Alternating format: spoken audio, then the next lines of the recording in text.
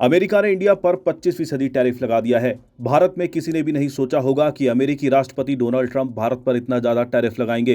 Trump ने कहा है कि रूस से क्रूड ऑयल और डिफेंस इक्विपमेंट खरीदने के लिए भारत पर पेनल्टी भी लगेगी। इसका मतलब है कि अमेरिका इंडियन गुड्स पर 25% टैरिफ लगाएगा, फिर पेनल्टी भी लगाएगा। पेनल्टी कितनी लगेगी और किस तरह से लगेगी, इस बारे में तस्वीर साफ नहीं है। ट्रंप के इस ऐलान का बड़ा असर 30 जुलाई को रुपए पर देखने को मिला। हालांकि रुपया बीते दिनों से बड़े दबाव में था। 31 जुलाई को इंडियन स्टॉक मार्केट्स में भी बड़ी गिरावट देखी गई। ट्रंप टैरिफ का इंडिया के उन सेक्टर्स के एक्सपोर्टर्स पर ज्यादा असर पड़ेगा जिनमें लेबर का ज्यादा इस्तेमाल होता है। कुल एक्सपोर्ट्स में कमी आएगी। 25% टैरिफ का असर ग्रोथ के आउटलुक पर भी पड़ेगा। इसका मतलब है कि स्टॉक मार्केट्स पर दबाव बढ़ेगा। इन्वेस्टर्स को मार्केट में उतार चढ़ाव के लिए खुद को तैयार रखना चाहिए। 31 जुलाई को निफ्टी 0.74% यानी 185 पॉइंट्स गिरकर 24,669 पर ओपन हुआ। सेंसेक्स भी 0.74% यानी 623 पॉइंट्स की गिरावट के साथ 80,800 पर खुला। ट्रंप ने कहा है कि वे रूस से ऑयल और हथियार खरीदने के लिए इंडिया पर पेनल्टी भी लगाएंगे। ऐसा लगता है कि ट्रंप ने ऐसा भारत पर ट्रेड डील के लिए दबाव बढ़ाने के लिए किया है।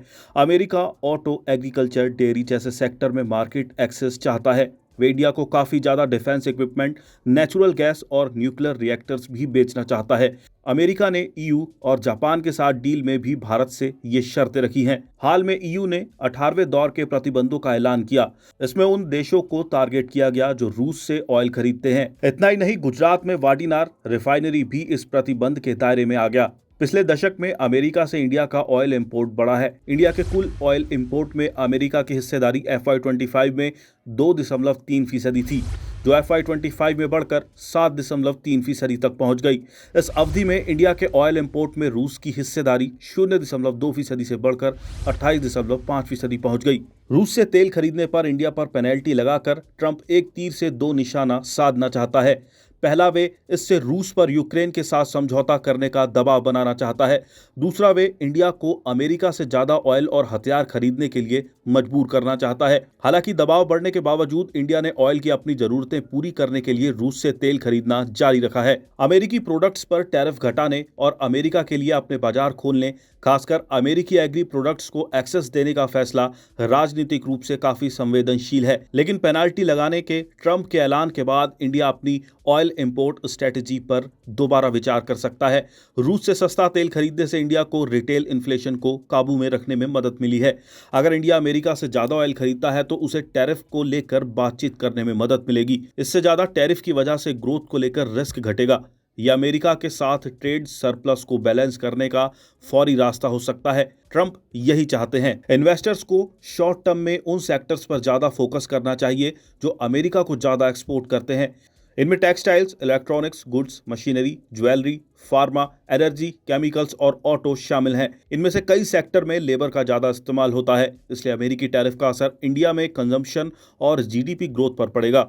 इंडिया टेक्सटाइल्स का सबसे ज्यादा एक्सपोर्ट अमेरिका को करता है। शॉर्ट टर्म में इंडियन टेक्सटाइल्स कंपनियों के मार्जिन पर दबाव बढ़ सकता है। ज्यादातर कंपनियां कॉस्ट में वृद्धि का बोझ अमेरिकी ग्राहकों पर नहीं डालना चाहेंगी। इससे टैरिफ का कुछ असर उन्हें खुद बर्दाश्त करना पड़ेगा।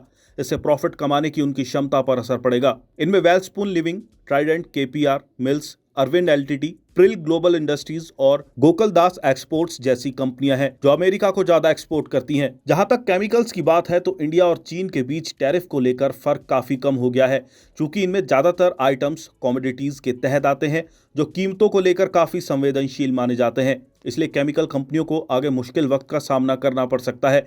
जहां तक फार्मा की बात है तो अभी सेक्टर के हिसाब से टैरिफ का ऐलान होना बाकी है, लेकिन 25% का यूनिफॉर्म टैरिफ का बड़ा असर जेनेरिक ड्रग्स की सेल्स पर पड़ेगा। API की बिक्री पर भी असर पड़ेगा, क्योंकि इससे इंडिया को चीन जैसे देशों से मुकाबला करने में मदद मिलती है। इंडिया ने 2024 में अमेरिका को करीब 98,000 करोड़ रुपए की जेम्स एंड ज्वेलरी का एक्सपोर्ट किया।